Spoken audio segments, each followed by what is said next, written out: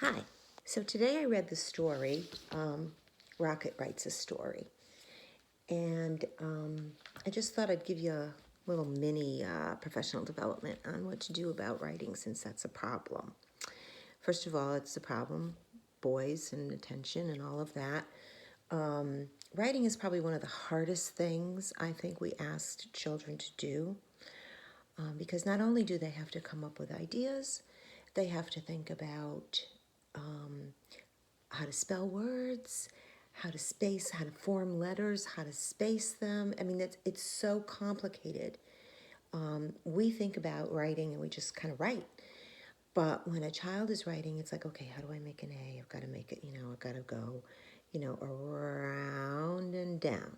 And I got to go top to bottom. It is a, I don't even know how to say this. It is such a complicated thing to do.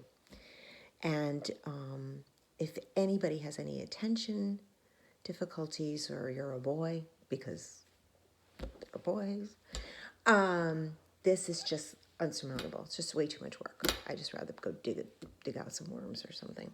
So I thought I'd give you a couple of ideas from this book. I kind of talked to them about it, but it actually is an excellent example of what we call modeling, to use to teach modeling for teachers.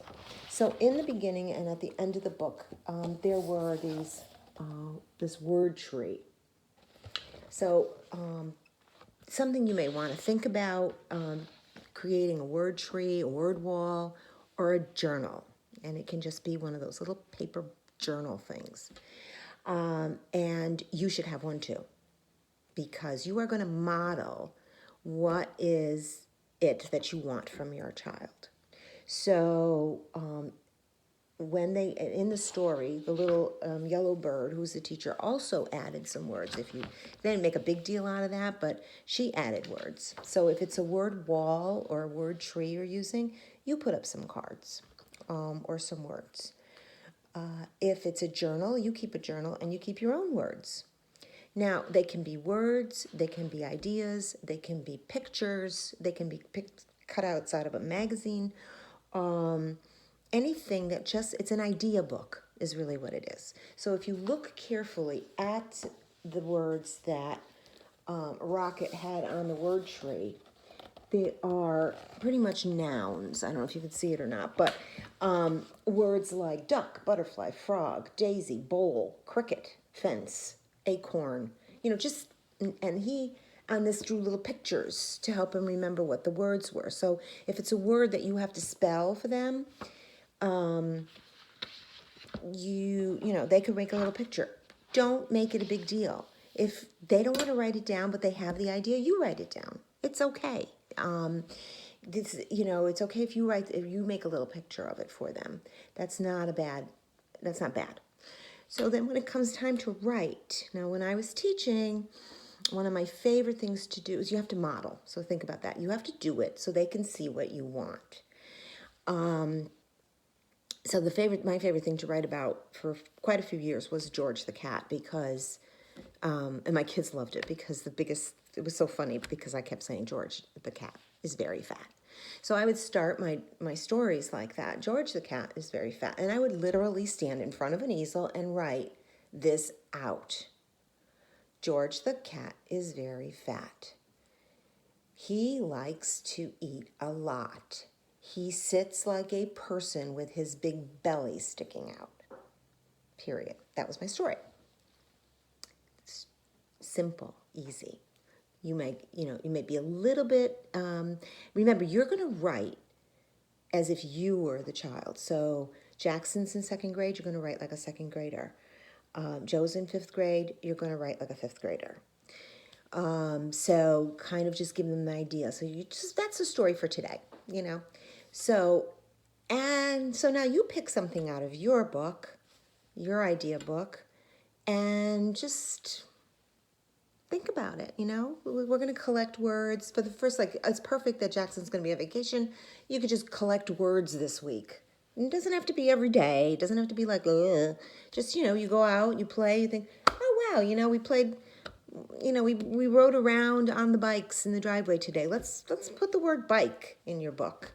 Let's put driveway in your book. So that's simple. Just keep it simple. And once these words are collected, they have something to write about.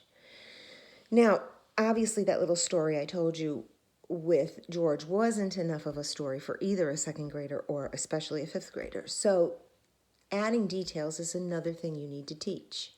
So now you take that story you wrote, that very simple story. George is a fat cat.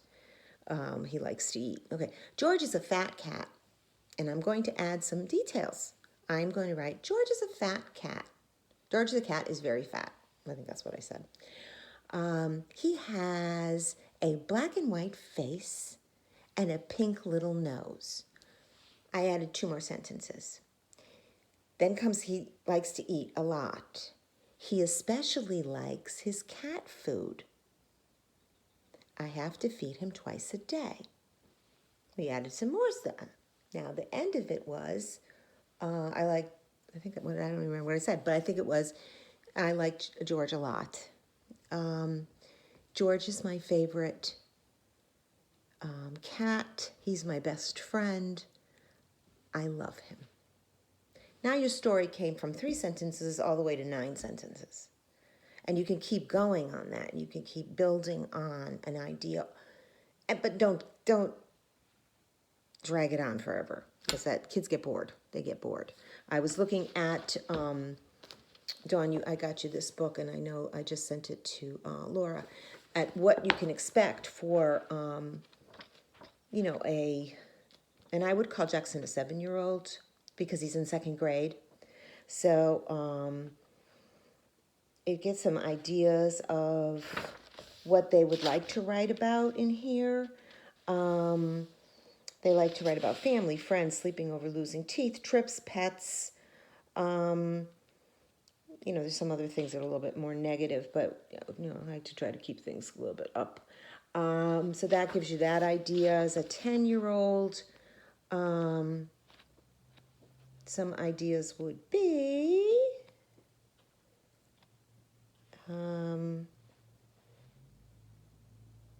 friends, friends, and more friends. In many adventures, time travel, writing letters to request information, writing notes to friends, writing reports. They like to do, that's what their interest is, usually. It doesn't mean that's what's going to happen. But I hope I helped you a little bit on it. Trying to make sure. So anyway, you keep your journal. To sum it up, you keep your journal, they keep their journal or words. You write the story, they write a story. You guide them. If they come up with, they write a story about, like I used the example of Jackson in the kayak last year when he went with his dad. What did you see? What did you do? What did you see in your kayak? Oh, I don't remember. Jackson, let's think about it. You went in the water and there were things on the, so you saw water. Where do you ride a kayak? You ride it on the water. So you saw water. You went back in the marsh. You saw the marsh. I'm actually giving him the ideas. And those words should go into your word collection. I think I hit everything on that I wanted, all the points I wanted. I didn't want to make this a real long thing, like our professional developments are. Just kind of keep that in mind, that whatever you're getting your child to do, you need to model it. And this is something that even Kira and Stella could do. They could keep journals, writing a picture, using pictures and simple words. Yeah, you can write for Stella if she has some ideas, and you both can keep a journal of words and ideas. And then when it comes time to do a picture or a short story, obviously Kira's stories are going to be very simple, and Stella might make a picture instead of actually writing a story. But it's for all ages. It's just that as long as you attack it as you are that age child. Okay, so good luck. Give me a call. We can FaceTime if you need to, and I can answer any of your questions. Okay, love you guys. Bye.